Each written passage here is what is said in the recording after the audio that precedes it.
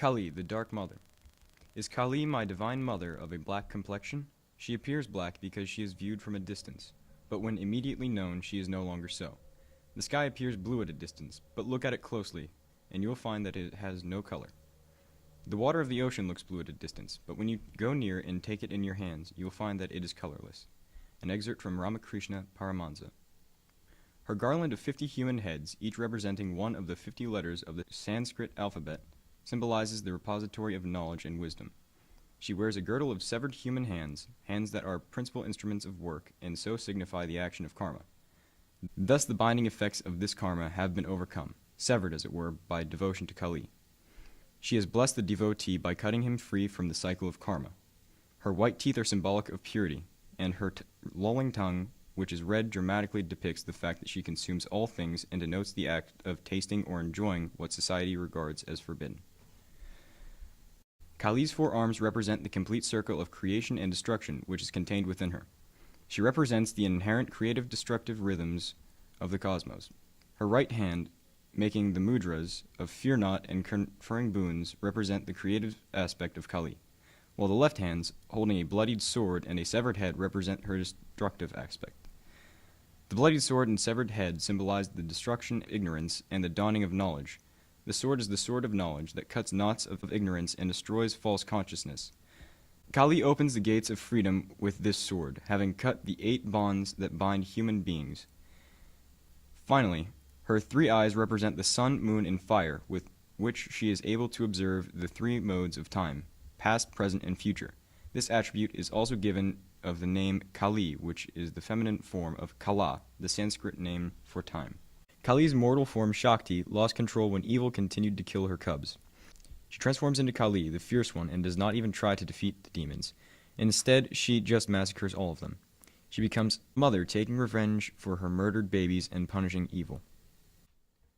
Shiva, in order to stop Kali from massacring everything, laid himself down under her so that when she stepped on him, she would feel the great disrespect of stepping on another god and revert to her previous form. If Shiva hadn't done this, Kali would have disrupted the balance between good and evil. Shiva is the god of destruction, yogis, and dance. The idea of Shiva destroying everything is that it paves the way for a new beginning. Every time Shiva destroys something, it is remade anew. He's the god of meditation because when he meditates, he lets go of absolutely everything, be it physical, mental, religious, or spiritual. Shiva has many forms, which are depicted when Panchavakta, who has 5 heads, is shown. Agora resides in the cremation grounds. Ishana most often appears as the Shiva Lingam. Tatpurusha, which is the meditating head. Varnadeva, the eternal Shiva. And Sadyojat or Brahma Rudra, the old wrathful form. Shiva is sometimes depicted dancing on top of the demon named Apasmara Purusha, or also known as the demon of ignorance, caused by forgetfulness.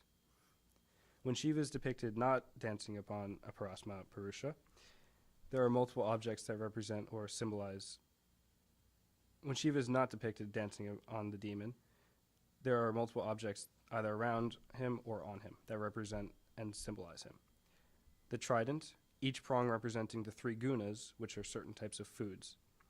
The snakes represent that Shiva is beyond death and poison, and they also stand for the kundalini energy. The drum represents the heartbeat and the Om sound, which is heard during meditation when played. The crescent moon on his head represents the passage of time as it waxes and wanes.